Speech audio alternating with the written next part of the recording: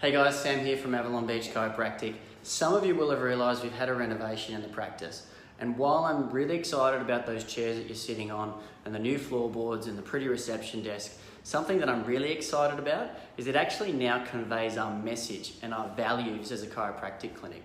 The quote behind me on the wall is by Thomas Edison, and what it reads is, "The doctor of the future will give no medicine, but will interest his patients in care of the human frame, in a proper diet, and in the cause and prevention of disease." As a chiropractor, what we're interested in doing is finding the cause of your condition and preventing it from coming back again in the future. We do that by hands-on care. We do that by giving stretches and exercises and rehabilitation. So many people reach for a painkiller or an anti-inflammatory as a first-line measure.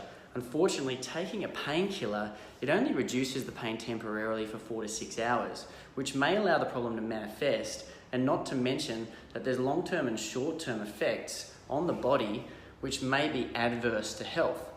If you have any questions about what a chiropractor does, please call the clinic or comment on the video below, and we'll get back to those questions very soon.